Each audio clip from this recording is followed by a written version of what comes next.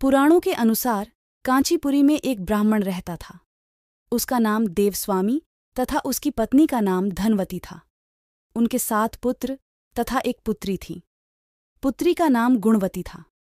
ब्राह्मण ने 7 पुत्रों को विवाह करके बेटी के लिए वर खोजने अपने सबसे बड़े पुत्र को भेजा। उसी दौरान किसी पंडित ने पुत्री की जन्मकुंडली देखी और बताया, सप्तपदी होते होते यह कन्या विधवा हो जाएगी। तब उस ब्राह्मण ने पंडित से पूछा, पुत्री के इस वैधव्य दोष का निवारण कैसे होगा? पंडित ने कहा, सोमा का पूजन करने से वैधव्य दोष दूर होगा। फिर सोमा का परिचय देते हुए उसने बताया, वह एक धोबिन है। उसका निवास स्थान सिंहल द्वीप है। उसे जैसे तैसे प्रसन्न करो और गुणवती के विवाह से पूर्व उसे यहाँ बुला लो। तब देवस्वामी का सबसे छोटा लड़का बहन को अपने साथ लेकर सिंहल द्वीप जाने के लिए सागर तट पर चला गया। सागर पार करने की चिंता में दोनों एक वृक्ष की छाया में बैठ गए। उस पेड़ पर एक घोंसले में गिद्ध का परिवार रहता था। उस समय घोंसले में सिर्फ गिद्ध के बच्चे थे। गिद्ध के बच्चे भाई बहन के क्रियाकलापों को देख रहे थे। सायंकाल के समय उन बच्चों, गिद्ध के बच्चों, की माँ आई तो उन्होंने भोजन नहीं किया। वह अपनी माँ से बोले, नीचे 2 प्राणी सुबह से भूखे प्यासे बैठे हैं। जब तक वे कुछ नहीं खा लेते तब तक हम भी कुछ नहीं खाएंगे। तब दया और ममता के वशीभूत गिद्ध माता उनके पास आई और बोली, मैंने आपकी इच्छाओं को जान लिया है। इस वन में जो भी फल फूल कंद मूल मिलेगा मैं ले आती हूँ। आप भोजन कर लीजिए।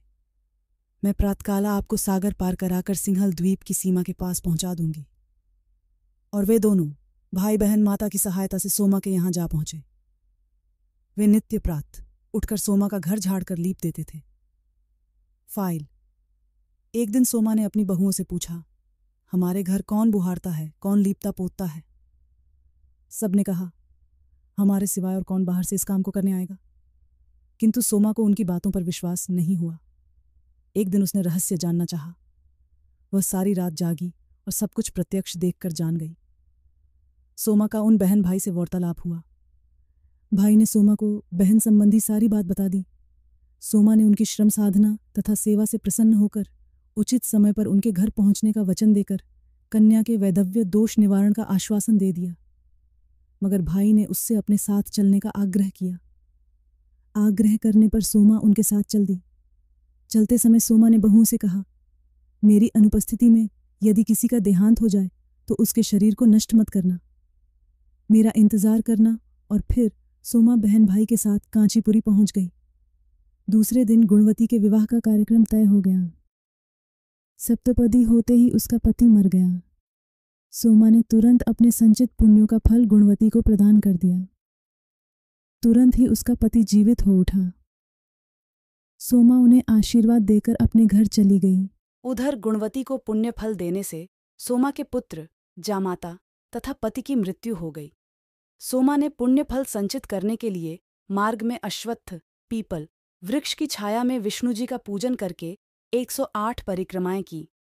इसके पूर्ण होने पर उसके परिवार के मृतक जन जीवित हो उठे। निष्काम भाव से सेवा का फल मधुर होता है। इस व्रत का यही लक्ष्य है।